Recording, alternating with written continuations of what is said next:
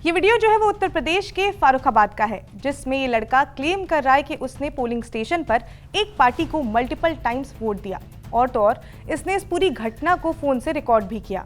Fourth phase में फारुखाबाद में चुनाव हुए थे और ये वीडियो जो है वो इलेक्शन के कुछ दिन बाद काफी ज्यादा वायरल हुआ। इस मामले में आगे की कार्रवाई भी हुई और इस आरोपी को अरेस्ट भी कर लिया गया।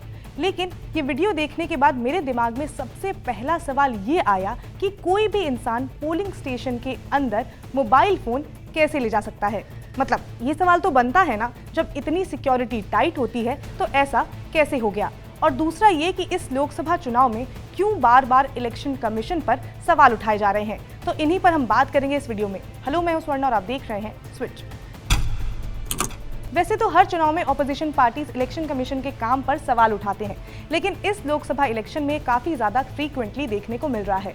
कई ऐसी घटनाएं हुई हैं जिनको आधार बनाकर ऑपोजिशन पार्टीज सवाल खड़ा कर रही हैं। जैसे अभी रिसेंटली उत्तर प्रदेश के फारुखाबाद का एक वीडियो काफी ज्यादा वायरल हुआ, जिसमें एक लड़के ने ये क्लेम किया कि उसने बीजेपी को मल्टीपल टाइम्स वोट दिया और इस घटना को उसने फोन से रिकॉर्ड भी किया, जिसके बाद इस बात पर काफी ज्यादा बवाल मच गया। समाजवादी पार्टी ने इस मुद्दे को सोशल मीडिया प्लेटफॉर्म एक्स के जरिए उठाया, जिसके बाद से इलेक्शन कमीशन ने इस मामले में संज्ञान लिया और एफआईआर दर्ज की गई और तो और इस आरोपी को गिरफ्तार भी कर लिया गया। सभी कार्रवाई सही ढंग से हुई, लेकिन बाद में। ऐसा मैं क्यों बोल रही हूँ?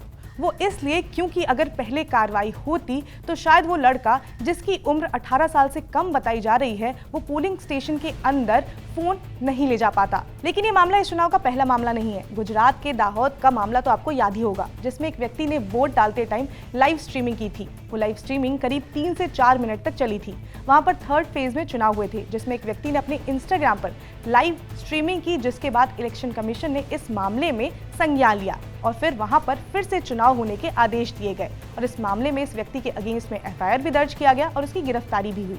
ऐसा ही एक मामला मध्य प्रदेश के भोपाल से भी आया, जिसमें कि बीजेपी पंचायत लीडर विनय मेहर के बेटे, जो माइनर हैं, उन्होंने अपने पापा की जगह वोट डाला। इसका एक वीडियो सोशल मीडिया पर काफी ज्यादा वायरल हुआ, जिसमें उनके पापा भी वहां पर मौजूद थे, लेकिन उसके बावजूद भी उस बच्चे ने वहां पर वोट डाला, जिस मामले में भी एफआईआर दर्ज किया गया। इसके अलावा उत्तर प्रदेश का संभल का चुनाव भी काफी ज्यादा चर्चा में रहा। कई लोगों ने, वहां के लोकल लोगों ने क्लेम किया कि उन्हें वोट ही नहीं देने दिया गया, जिस पर संभल पुलिस ने कहा कि पोलिंग स्टेशन पर फर्जी वोटिंग हो रही थी, जिस वजह से ऐसा हुआ। लेकिन कई मीडिया रिपोर्ट्स में ये दावा किया गया कि वहां के जो लोकल्स थे, जो उस दिन वोट देने के लिए वहां पर जा रहे थे, उन्हें वोट देने से मना किया गया। लेकिन घूम फिर के मेरा दिमाग उसी सवाल पे अटका हुआ है, वो ये कि पोलिंग स्टेशन के अंदर कोई भी व्यक्ति फोन कैसे लेकर गया और तो और वहां जाकर उसने लाइव स्ट्रीमिंग भी कैसे कर दी। उसके बाद उसके ऊपर कार्रवाई तो हुई, लेकिन तब जब उसका वीडियो जो था वो सोशल मीडिया पर काफी ज्यादा वायरल हुआ। घटनाओं को देखते हुए भी ऑपोजिशन पार्टी सवाल कर रही है कि क्या लोकसभा चुनाव जो है वो फ्री एंड फेयर हो रहे हैं। लेकिन इलेक्शन कमीशन पर सवाल अभी से नहीं बल्कि 2023 से ही उठाए जा रहे हैं। 2023 में chief election commissioner and other election commissioners appointment condition of service and term of office bill 2023 पारित किया गया था। जब बिल पारित हुआ तब भी इस पर कई सवाल उठे थे। इस बिल के हिसाब से chief election commissioners and other election commissioners की अपॉइंटमेंट करने वाली सिलेक्शन कमेटी है, जिसमें 3 सदस्य होते हैं। Chairperson prime minister, union cabinet minister, जिन्हें की प्रधानमंत्री खुद नॉमिनेट करते हैं, और तीसरे लीडर ऑफ ऑपोजिशन। इस बिल के पास होने के बाद election commissioners Sukhbir Singh Sandhu and Gyanesh Kumar, इन दोनों की अपॉइंटमेंट जो है वो इसी के आधार पर हुई थी, जिस पर भी विपक्षी पार्टियों ने आवाज उठाई थी। ये मामला जो था वो सुप्रीम कोर्ट चला गया। हालांकि सुप्रीम कोर्ट ने इस मामले में रिसेंटली स्टे लगाने से मना कर दिया है। तो चुनाव आयोग तभी से सवालों के घेरे में है। लोकसभा चुनाव में भी ऐसे कई मामले सामने आए हैं जब चुनाव आयोग सवालों के घेरे में आया हो, जिसमें सबसे बड़ा मामला था वोटर टर्नआउट का। चुनाव आयोग ने 30 अप्रैल को पहले दोनों चरण के वोटर टर्नआउट का डेटा जो था वो पब्लिक किया, जिसके बाद कांग्रेस प्रेसिडेंट मल्लिकार्जुन खड़गे ने चुनाव आयोग के सामने कई सवाल रखे। इतना ही नहीं, इसके बाद association for democratic reform ADR इसके खिलाफ सुप्रीम कोर्ट में याचिका भी दर्ज की, जिसकी सुनवाई सीजेआई डीवाई चंद्रचूड़ की अध्यक्षता वाली 3 न्यायाधीश की पीठ कर रही है।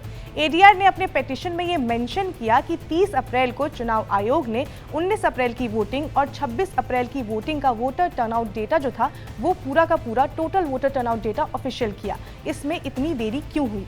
इस मामले में सुप्रीम कोर्ट ने भी चुनाव आयोग से सवाल किया, जिस पर चुनाव आयोग ने कहा कि डेटा कलेक्शन में टाइम लगता है और ये देरी उसी में हुई है। मीडिया रिपोर्ट्स के मुताबिक पहले और दूसरे चरण के चुनाव के बाद इलेक्शन कमीशन ने कहा था कि फर्स्ट फेज में शाम के 7 बजे तक करीब 60% वोटिंग हुई थी और सेकेंड फेज में शाम के 7 बजे तक करीब 60.96% वोटिंग। जब एक्चुअल डेटा सामने आया तो इसमें अंतर देखने को मिला, जिसके बाद से ही ऑपोजिशन पार्टीज जो है वो चुनाव आयोग से सवाल कर रही हैं। इतना ही नहीं, एक मामले में 20 मई को कलकत्ता हाई कोर्ट ने भी इलेक्शन कमीशन को फटकार लगाई और बीजेपी को कहा कि टीएमसी के खिलाफ इस तरह का प्रचार न करें, ये मॉडल कोड ऑफ कंडक्ट का उल्लंघन है। इस पूरे लोकसभा चुनाव में ऐसी कई घटनाएं हमें ये सवाल पूछने को मजबूर करती हैं। हम बस ये उम्मीद कर सकते हैं कि सभी चुनाव सही ढंग से हों, उसके अलावा हमारे पास ऑप्शन ही क्या है। तो आप हमें ये वीडियो आपको कैसी लगी ये ज़रूर बताइएगा और इस पर आपकी क्या राय है ये भी हमें बताइएगा, क्योंकि ये बहुत ज़्यादा इंपॉर्टेंट है कि जो वोटर्स हैं जो ये वीडियो देख रहे हैं उनकी क्या राय बनती है इस पर। तो आपकी जो भी राय होगी हमें कमेंट सेक्शन में ज़रूर बताइएगा और इस तरह के और कंटेंट को देखने के लिए सब्सक्राइब करें स्विच को।